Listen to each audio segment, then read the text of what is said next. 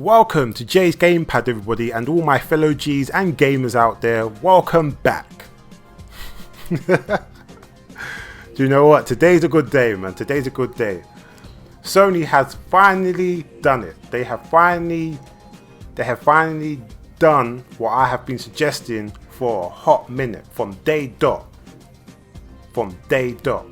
Today's a good day. But you know what? Let's just get into the article. You know what I'm saying? PlayStation Plus, PlayStation Now, merges service revealed, goes live in June.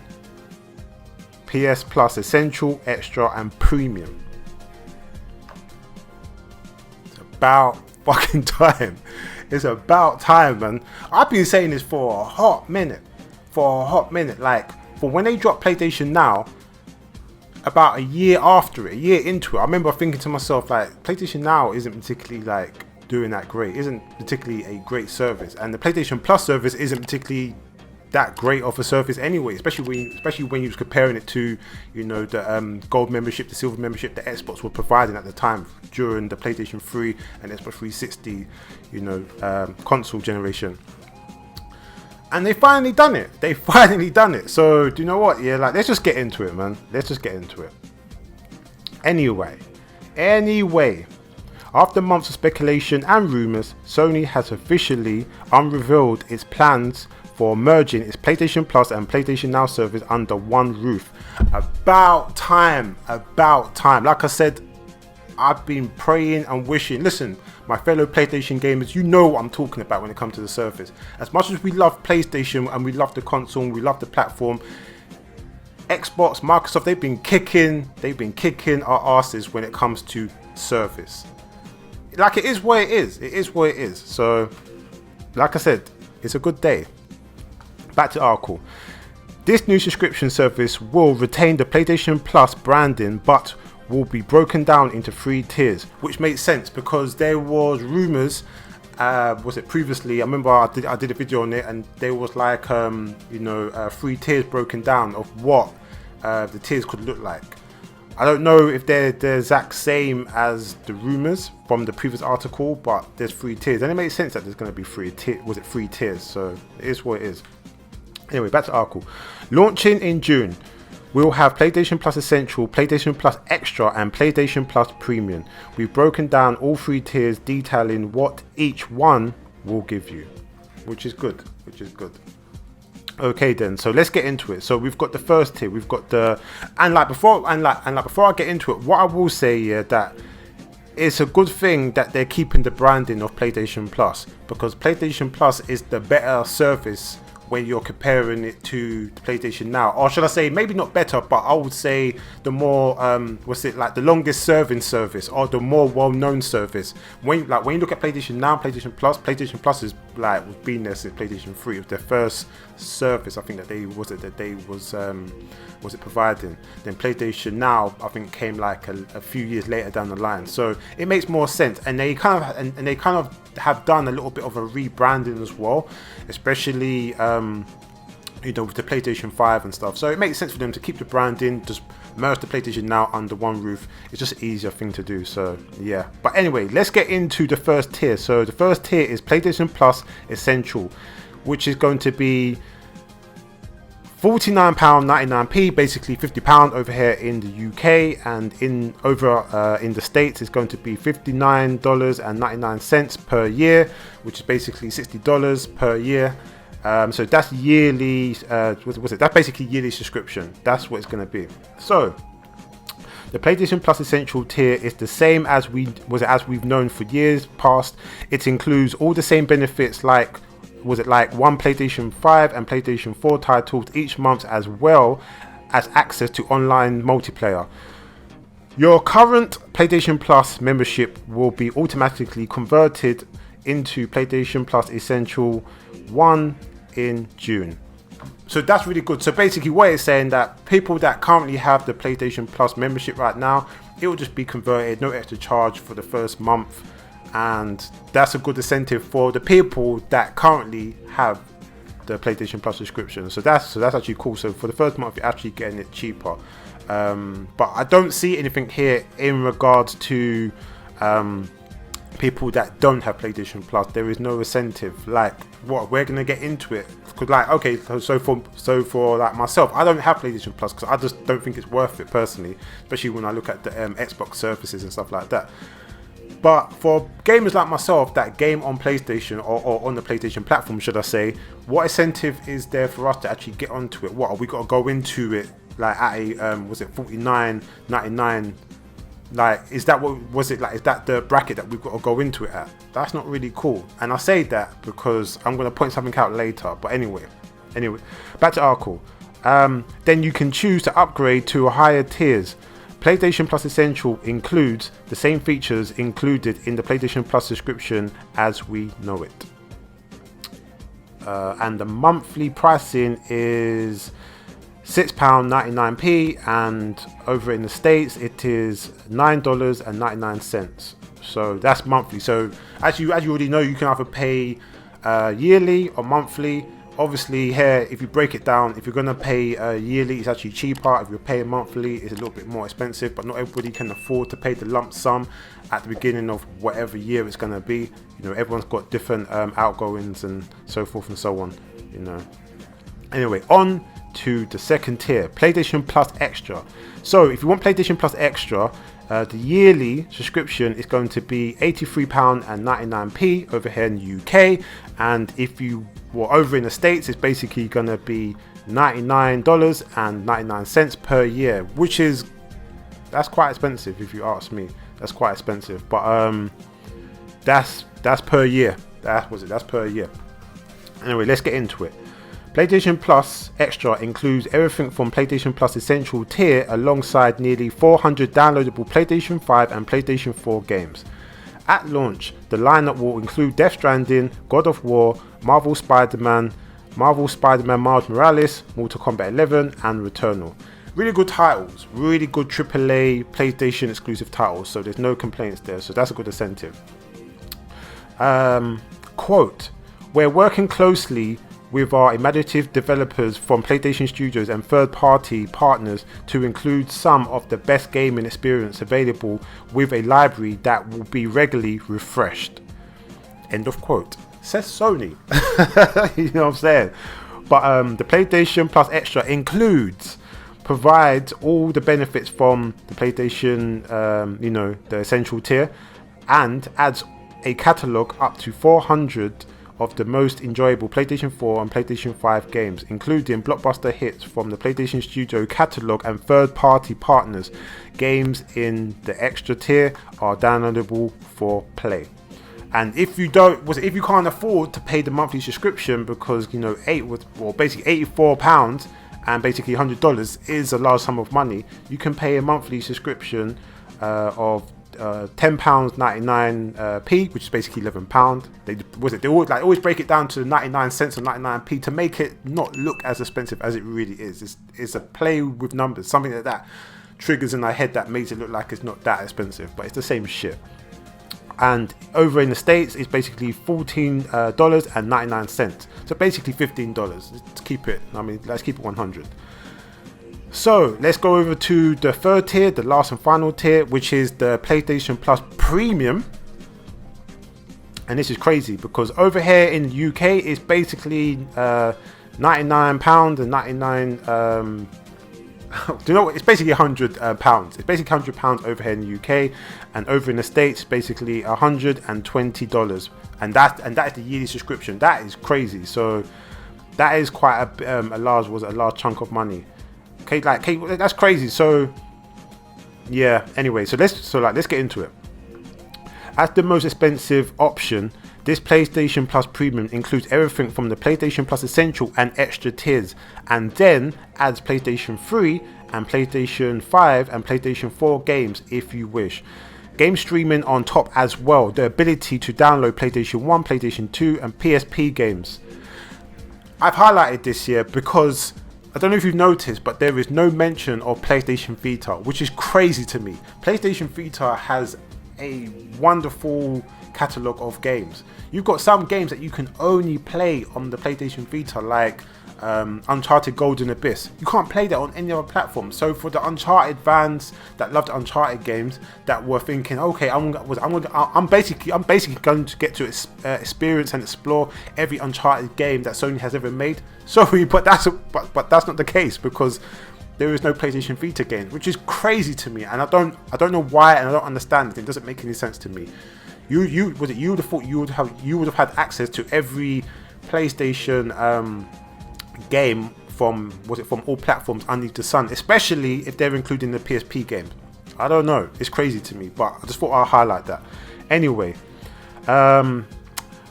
okay, so it provides all the benefits from the essential and extra tiers, which goes without saying.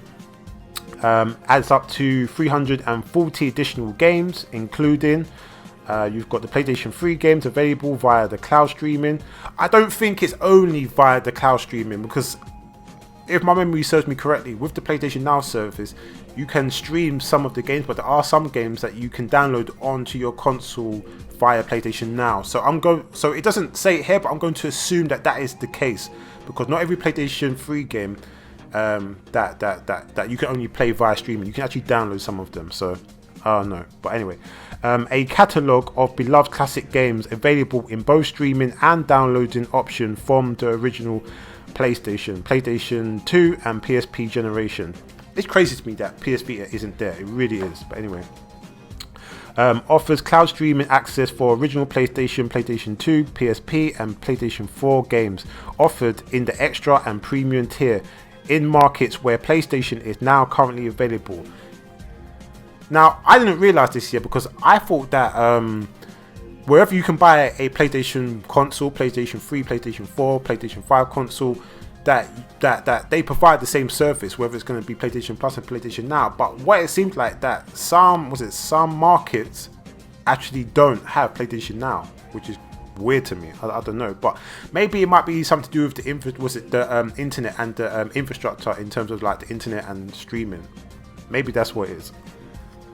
Customers can stream games using PlayStation 4 and PlayStation 5 console and PC, which is good, because I know PlayStation, Sony, they want to get into, well, they're basically putting some of their first-party games onto PC. I think it's like 6 months or a year after they've been released on the console. I think that's what it is. But so it makes sense that they're gonna invest into their app as well. So that's cool. And also, time-limited game trials will also be offered as a tier, so customers can try selected games before they buy, which is good. So that's actually a benefit. I wonder if that's only going to be for the PlayStation exclusive games, or if that's going to be for all games, whether it's second and third party games that's going to be part of this. So I wonder what that's going to be like. And for those that can't afford the yearly subscription, and for monthly pricing, it's basically £13.50. I'm just rounding it off at this point, because all this 99p and 99 cents bullshit is getting on my nerves. And over in the States, it's basically $18. So if you can't afford it on a yearly subscription, that's the monthly. But as you probably calculated, it's not hard to do the math. It is going to be cheaper to do the yearly, but like I said, not everyone's got the extra resources and income to do the yearly one, so it is what it is. Back to the article. If you've already subscribed to PlayStation Now, you'll automatically be converted over to the PlayStation Plus Premium tier with no charges to the pricing of your active membership, which is really good, like touched on before. And quote, in the June timeframe, we'll begin with an additional launch in several markets in Asia, followed by North America, Europe, and the rest of the world where PlayStation Plus is offered. Kind of touched upon that already. And we aim to have most PlayStation network territories live with our new PlayStation Plus game subscription service by the end of the first half of 2022. Okay then. So I just wanted to go to the current PlayStation Plus subscription, because I just want to show the comparison. So basically, for those that have PlayStation Plus subscription, it is literally £49.99p, basically like £50 for the month. and that's basically equivalent of to was it £4.17 every month and stuff. So basically, if you want to get for the whole year, for the whole 12 months, you basically got to pay £50. And if you want to pay and it basically just showing you the equivalent of how much it comes to every month. But £14.17 a month isn't what you'd be paying. I swear it's like £6-7 monthly. It's the same difference. They always do this to try and make you get the yearly subscription. They always do that. And with the 3-month tier, is basically £20 for every 3 months, which is equivalent of £6.60-70p. But like I said before, the monthly breakdown isn't the same. It's actually a couple pound more than that. And the same thing with every month. For 1 month it's £6.99p, which is £7 for every month. And that's basically what it would be if you didn't get the 12 month, the £50 12 month subscription. You basically be paying £6.99p, which is £7 a month. So that's basically what it is. And I wanted to show you that because I wanted to basically. Okay, so I basically wanted to show you Xbox Game Pass. Now, first and foremost here, like with this news and information, from the PlayStation opponents or people or gamers that like solely just game on Xbox, people that just ride or die Xbox and stuff, they're gonna look at it and say, okay, so how is this gonna be able to compete with Xbox Game Pass? And they're in the right to think that, because PlayStation is doing what they're doing because they know they need to restructure and reformulate to make their service more attractable. Because as it stands now, it's night and day compared to Xbox Game Pass basically. So like they want to kind of close that gap a little bit. Is it on the same level? I would argue and say no, but they have closed the gap, and I think that's the most important thing. So they've made it more attractable for people that for games like myself who don't have PlayStation Plus. Now looking at it thinking, now this looks like it may be a little bit more worth it, especially with the merger with the PlayStation Now service and stuff like that. And but the reason why I wanted to show the pricing for Xbox Game Pass is because I said that the pricing needs to be it can't be more than Xbox Game Pass, because if PlayStation if this service, in my personal opinion, this service has closed the gap, but it's not on the same level. So which means that you either got to price it at least like the same price, or it's got to be a little bit cheaper to entice gamers that are neutral with, like when it comes to PlayStation and Xbox, or don't have a console and pondering about what console to get in terms of the games and services, and they're adding it up in their head. So over here, Xbox Xbox Game Pass Ultimate. So basically, you can get Xbox Game Pass Ultimate every month for £9.99 on a month. On a monthly basis? That's how much it's on a monthly basis. Okay. So this is their top tier, Xbox Game Pass Ultimate.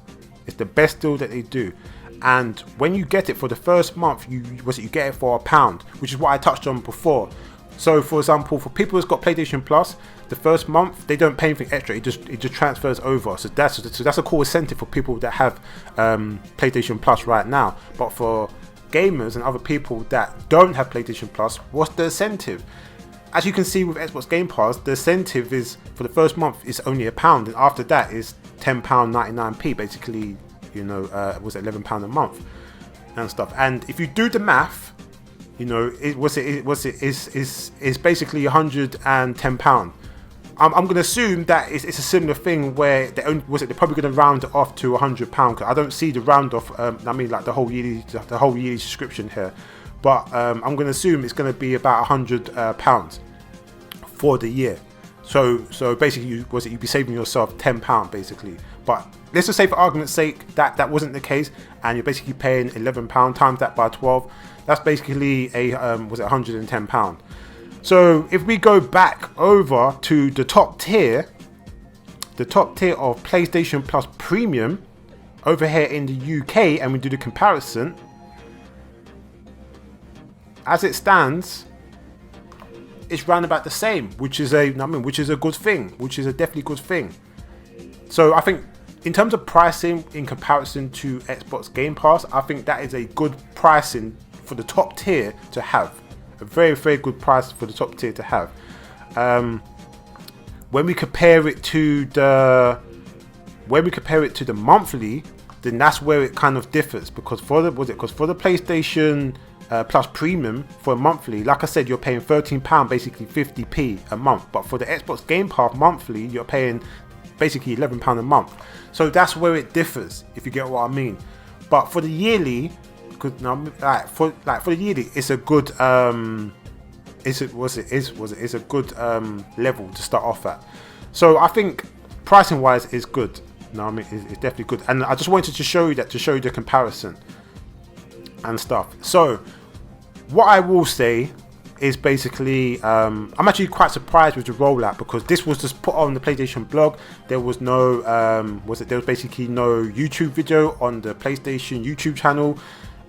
They could have done something for the PlayStation State of Play. If anything, this would have been like, if they would have added this to their State of Play, then this would have made the State of Play a really good State of Play. But the fact that they didn't, and they waited to now to just drop it in the blog, doesn't make any sense to me. I think it was a wasted opportunity.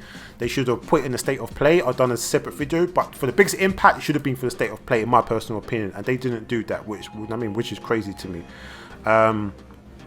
And also, when I was going through like the tiers and I look at the comparison for the Xbox, Game Pass Ultimate, like I know, like I said, I know that like you're gonna get a lot of Xbox like fanboys. They're gonna say that, oh, like how was this PlayStation's Game Pass? It doesn't compare. I mean, like you can't compete. They're not giving like AAA free games? Was it like a part of it? Like it can't compete. What I will say is that, like I've said it before, Xbox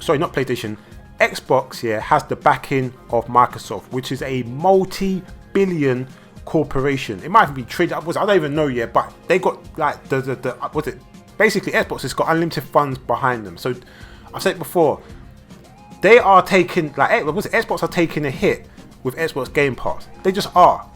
Like when you break down the numbers, they are taking a hit. But no one's going to argue with it, because you're basically getting quality, you know what I mean? Like, quality service? You know what I'm saying? Like, you're getting value for money. So no one's going to argue with it. And from the standpoint of, I've always said that when it comes to the, Xbox exclusive games and stuff like that, they can't compete with Sony. So it made sense for Xbox to focus on their service. And they always did that, even from the 360 days, they always did that. Where Sony never been able to compete with Xbox when it comes to services, because they don't have that type of Xbox Microsoft money backing Xbox like that. They just don't have it. So therefore they just focus on the game. So their model's slightly different. It's like they provide quality when it comes to the games, and it makes more sense. It does make more sense. But because they don't have that money, PlayStation can't afford to drop their AAA games on on the PlayStation Plus Premium service. Like they can't afford to do that. They just can't, because they don't have the backing of Microsoft behind Xbox. They don't have that. So when Xbox fanboys, you know what I mean, like want to stand there and say stuff like, okay, well, it's not a comparison. It was never gonna be that, because they just can't afford it. It's just economics. Sony don't have Microsoft's money. Sony, you know what I mean, like Sony is the company and the corporation that, you know what I mean, that where PlayStation comes from. Just like Microsoft is the company and corporation where Xbox comes from. They're like night and day. You can't compare them. They can't compare them. Microsoft is big brother. Sony is Microsoft's little brother. That's basically what it is. So you can't compare it, and it was never going to happen. It was never going to happen. And to be honest with you, I knew it wasn't going to happen, and I didn't expect it to happen. But what they've done, they have closed the gap. The only difference is, really and truly, is the slight pricing difference monthly, and the fact that PlayStation are not getting the AAA exclusive games, or AAA games getting put on the PlayStation Premium service. That's the only difference. Where Xbox is, that's the only difference, really and truly. That's the only difference that I can really see here. So it's a good day for PlayStation. I mean, it's a good day for PlayStation gamers. Like I said, I think that they missed the trick by just releasing it on the PlayStation blog. They shouldn't have done. Well, they should have done that, but they should have also done a video at least, or get maximum impact put on on the PlayStation State of Play. That's what they should have done. And and the argument of You know, this is PlayStation's Game Pass. I wouldn't say it's their Game Pass, but what I would say is that they've closed the gap in it, and they've done a good job of it. And even with the pricing, I have no real arguments with it. Even when you look at the tiers, you know what I mean, like, it is what it is, but you are getting a lot for that money. And when you compare it to Xbox Game Pass, you know what I mean, like, there is a lot of substance, there is a lot of quality in both. And I think right now, if I was a neutral gamer, you know what I mean, I was getting into gaming, or I was looking to jump onto the next platform, and I've always been a neutral gamer, and I'm looking at Xbox Series X, I'm looking at PlayStation 5. There is, you know what I mean, like, there is now a big choice to be made. There is a big conflict in my mind on whatever I'm going to get. And, you know, I think that PlayStation have done a really good job. You know what I mean, I think they've taken 3 good positive steps. Going forward. So this is very, very positive. Like I said, the only negative is the fact that there's no PlayStation Vita, so that's weird. I don't understand why that is. I don't know if anybody's mentioned it within, you know what I mean, talking about the new PlayStation Plus service, but yeah, but it's a good day. It's a good day to be a PlayStation gamer. Me personally, I'm now looking very, very interested in getting PlayStation Plus, and, you know, and looking at the tiers. So I mean, I think it's good. But anyway, what do you think about this new information? You know what I'm saying? Because this is a big step for Sony.